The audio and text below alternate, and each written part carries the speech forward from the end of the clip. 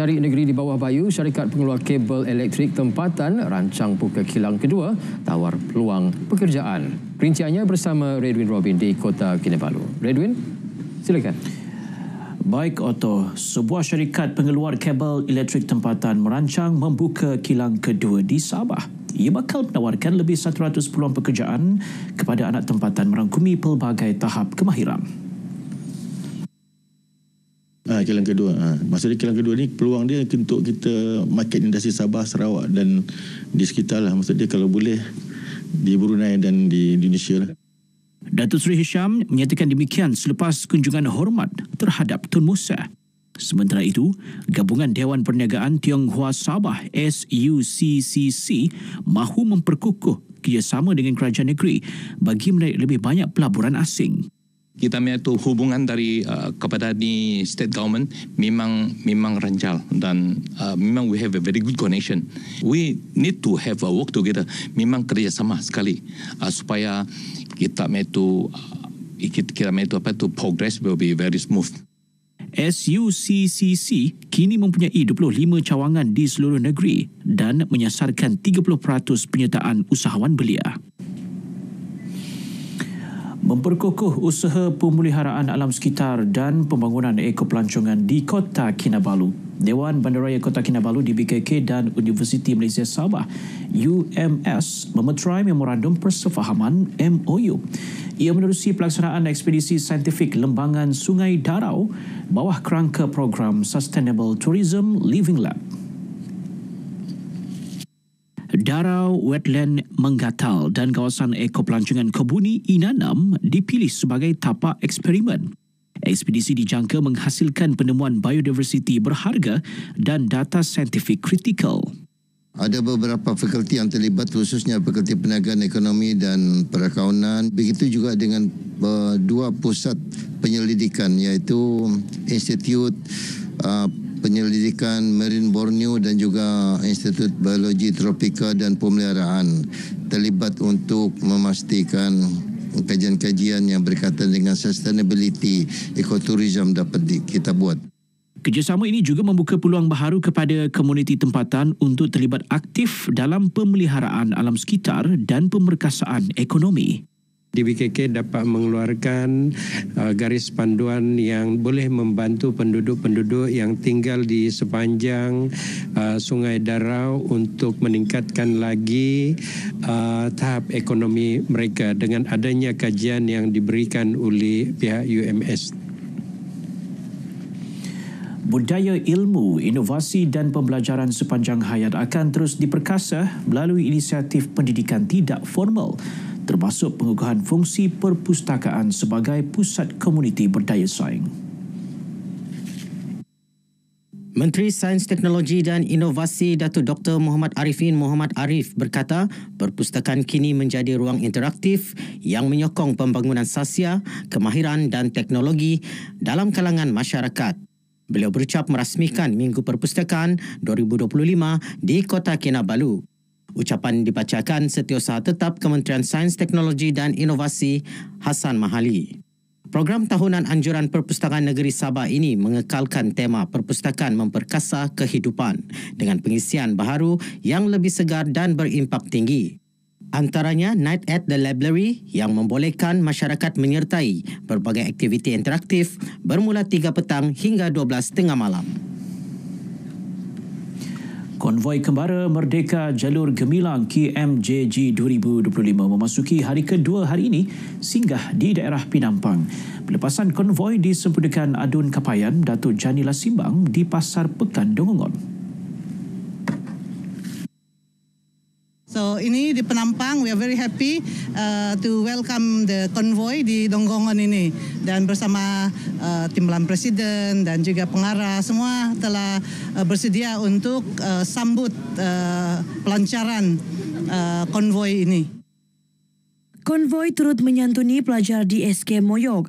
Konvoi KMJG 2025 melibatkan 60 peserta akan menjelajah ke 75 perhentian di seluruh daerah di Sabah sehingga 23 Ogos ini.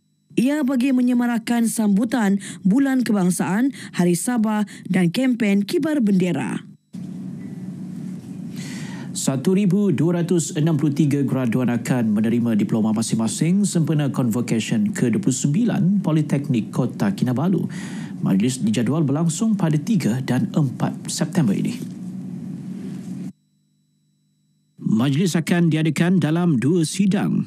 Ia dijadual disempurnakan oleh Yang di-Pertua Negeri Sabah, Tun Musa Aman serta Wakil Kementerian Pendidikan Tinggi. Tun akan menyampaikan diploma dan juga anugerah seramai 594 orang dan 23 anugerah yang telah disetujui oleh Tun lah. Sesi kedua tu akan disampaikan oleh YBT kita. Pada 4 September bilangan calon seramai 669 orang. Mat Nur memaklumkan demikian selepas kunjungan hormat terhadap Tun Musa di Istana Seri Kinabalu.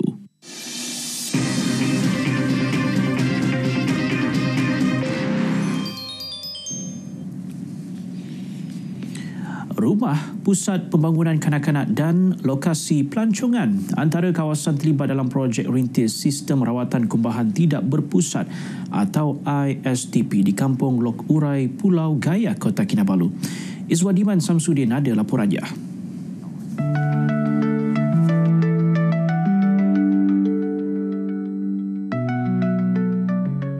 Projek ini bukan sekadar membina sistem kumbahan moden, malah mendidik dan membudayakan amalan kebersihan dalam kalangan lebih 7,000 penduduk pesisir. Dilaksana sejak 2016, projek rintis ISTP kini terbukti berkesan, menjadikan tandas konvensional kepada tandas moden yang lebih bersih dan selesa. Kita memperdayakan penduduk kampung untuk berdikari membina atau membekalkan sendiri tangki-tangki untuk rawatan najis ni. Satu kampung ada awareness. Pusat Pembangunan Kanak-kanak turut menjadi lokasi pelaksanaan ISTP, mendedahkan kanak-kanak kepada kepentingan sistem sanitasi yang tersusun sejak usia muda. Setelah adanya projek sisa kumbahan ni, selain daripada pandai menjaga kebersihan berkenaan dengan kotoran-kotoran apa semua, mereka juga sudah pandai membuang sampah ke tempat yang disediakan. Apabila kita melihat tandasnya yang begitu daif, even S-trap pun tak ada, dia hanya terus, kalau macam ni lubangnya terus jatuh dari itu. Jadi sebab itulah kita rasa apa-apa pun kita buat di sekolah dulu. Setakat ini respon ini kita tengok murid dia lebih suka datang ke sekolah sebab dorang mau guna tandas yang bersih. Bahkan ada beberapa orang tu cakap lagi cantik, lagi canggih. Pendidikan tentang kebersihan turut memberi kesan positif kepada pemahaman pelajar terhadap kesihatan dan penjagaan alam sekitar. Macam saya gembira dapat sekolah sana dan dapat tandas baru yang cantik. Dulu tandas tidak berapa cantik, tapi sekarang tandas sudah bersih, kami selesa, gembira. Tandas dulu tu kotor dan tak terlampau bersih, jadi tidak selesa. Projek ISTP bukan sahaja meningkatkan tahap kebersihan, malah menjaga kelestarian laut. Sistem ni lagi bersih dari dulu. Iya, syukur alhamdulillah. Kalau dulu kurang selesa lah, sebab masuk buang terus kan, jadi dia macam boleh mencemarkan alam. Jadi sekarang ada bersih. Projek ISTP ini merupakan yang pertama seumpamanya di Malaysia dalam bidang sanitasi dan telah meraih pengiktirafan serta anugerah antarabangsa. Bailasara Kampung Lok Urai mempunyai lebih 1,000 buah rumah dan dihuni lebih 7,000 penduduk. Dan ISTP ini sekiranya digunakan sepenuhnya di kawasan perkampungan ini akan menoktakan penyatinjaan secara terus ke laut sekaligus menjaga kelestarian alam. Iswadiman Syamsuddin, RTM.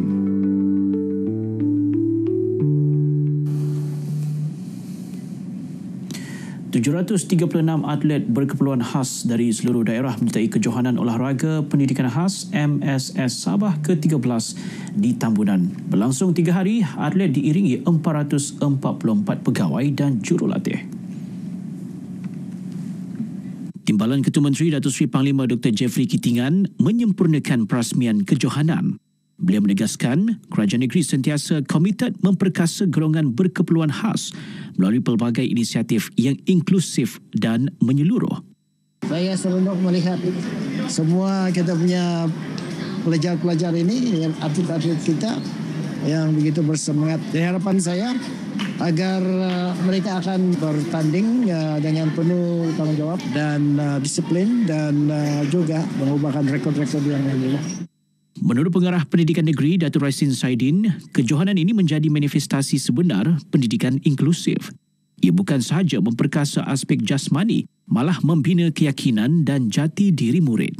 Kejohanan tahunnya akan diadakan di Perlis, sama juga dengan kejohanan MSS yang melibatkan anak-anak aliran perdana. Kita haraplah supaya anak Sabah ini mampu menjadi juara. Tahun lepas kita menjadi juara, mudah-mudahan tahun ini kita dapat mempertahankan lagi kejuaraan berkenaan. Baik, sekian paparan berita dari Sabah untuk petang ini, dan untuk lebih banyak perkembangan semasa dalam berita wilayah, kembali bersama dengan Otto Lise Madani, rakyat disantuni. Baik, terima kasih Redwin langsung dari Sabah.